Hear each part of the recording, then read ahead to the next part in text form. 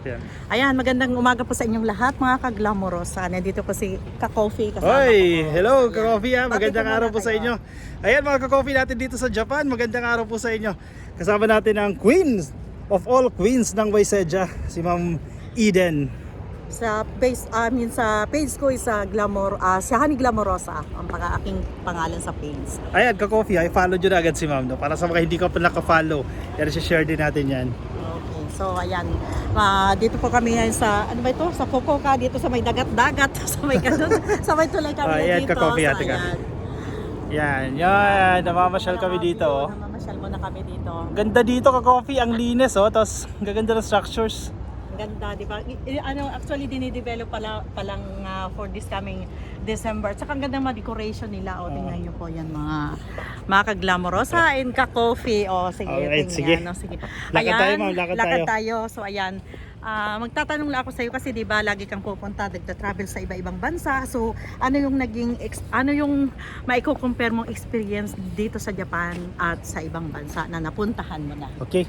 Actually, pang 17 countries ko. Wow, ang dami naman. At Japan talaga until now, yung best city. Yan. Wow. Sa mga bansang napuntahan ko, ito pa rin yung pinaka the best city. Medyo mahal lang, pero makikita mo yung efficient yung transportation, sobrang linis, safe, masarap yung pagkain. Kasi may ibang bansa na pupuntahan mo, di ba, sa West, na medyo takot ka rin kasi, di ba, hindi mo alam yung kultura nila. Oo, Pero maraming mga hindi natin alam yung ugali ng mga tao doon. pero dito sa Japan, parang panatag ka, no? Parang feel at home ka.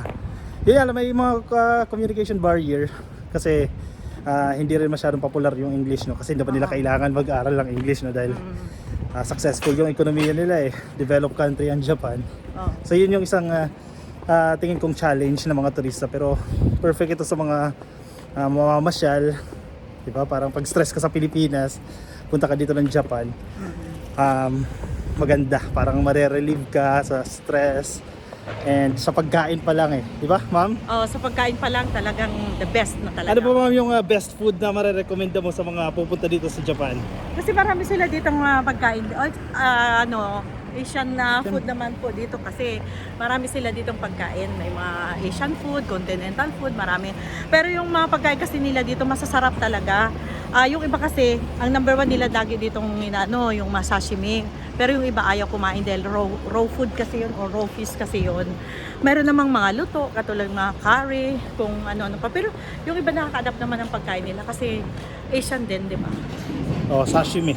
Hindi ko pala tikman yan dito pero natikman ko ramyun, tsaka yung Ramen. At tsaka gosay? Gyoza, yung gyoza. Gyoza, Ka-Coffee, at sarap nun, no? Oo. Ito yung hinahabol-habol. Laksa, may laksa din dito, di ba? Oo, yun. Ayun, Yung masarap gyoza dito. yun, masarap yun. Gyoza. Gyoza. Ayan, nandito kami sa street ng Fukuoka. Paggabi, Ang ganda dito pag ang ganda dito. Ngayon, araw kaya kumbaga iba yung 20 o ano ba yung 20? Iba yung ambience pag sa araw at saka sa gabi. Maraming activities dito paggabi. Marami. At pupunta kami ng Don Quixote. Syempre, kapag pupunta ka ng Japan, pag bibili ka ng pasalubong, Donki. Kasi medyo mura kasi sa Donkey kaysa sa ibang mga bilihan. Saka free ang tax free kasi doon. Tax free sila basta 5,000. Above. 5,000 above ang bibilhin mo. 5,000 na ba bibilhin mo? Tax free. Alam mo na tayo mga Pilipino, utak tayo dyan. Pinagsasama-sama natin para maging Correct. Discount Discounting mo na pe. Isang diskarte yun ng mga Pilipino kung Oo. saan bang pumunta sa ibang bansa. Yun. Nasaan na tayo, ma'am? Saan ang Donki dito? Pag naligaw tayo, kung saan lang tayo dito lumusot, parehas lang ang lulusutan yan. Ayun ayun. Hindi tayo maliligaw. Kaya walang problema Ito. dito. Diba? Ganun lang yun. Marami tayong mapupuntahan. So, kumusta naman sa transportation? Ano naman yung ano mo sa Transportation, medyo mahal ang taxi, Ka-Coffee. Kung hindi, kaso hindi pa ako masyado familiar sa sa pagbabas, sa commute. So no choice ka, taxi. Taxi medyo talaga mahal. kasi mas madali. Pero okay naman very reasonable naman yung price nila. Ang flag down rate lang, parang 300 data eh. Yun. Flag down rate mo 300, tapos pumapatong siya ng parang 100 yen. 100 yen, per parang 36 pesos ata, Ka-Coffee. 36, almost 36 and 37 peso. Oo, like yung that. papatong.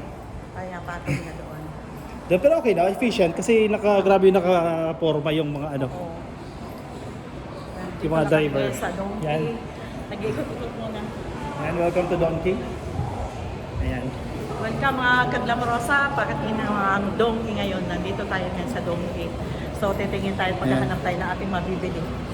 At yun, tulad ng sabi ko, na 5,000 above, yun ang magiging free tax. So kaya kailangan natin na pagsamasamahin yung ating mabinili para umabot tayo ng 5,000 or more than that para maging free tax tayo. Okay. Isa yun sa mga discarded ng mga Pilipina. Kahapon Diba? din kami, pinagsama-sama namin. Dapat pag-aralan natin yung kung saan tayo makakamura para medyo bawas sa ating mga budget, di ba? Tama. So, ganun talaga yun. Alright, sige, ka-coffee. Thank you ha, thank you. Ayan, yung mga hindi pa naka-follow kay Ma'am Eden, yan, i-share kasi natin tong video na to. Make sure to follow ka-coffee yung kanyang bahay, yung Facebook page, YouTube channel din ma'am, no? Meron, no? Eden Glamorosa. Hindi, Facebook account ko, Eden Castencinas, and my page is Shahani Glamorosa Vlog. So, pakipollow niyo po ako dyan sa Shahani Glamorosa Vlog. Invited po kayong lahat, and thank you so much for watching my vlog. See you on my next video. Oy, wow. Thank you ka-coffee ha. Follow ka-coffee ha. Let's support Ma'am Eden. Follow, like, and share. At comment din kayo kung meron kayong mga mensahe, may mga questions kayo kay Ma'am Eden, yan ilagay nyo dyan sa comment section at baka makatulong po sa inyo si Ma'am at baka kayo na po, nandito na rin kayo sa Japan sa next vlog ni Ma'am, kasama na po kayo. Alright, maraming salamat ka-coffee ha. Thank you. Bye-bye. Arigatou gozaimasu. Bye-bye.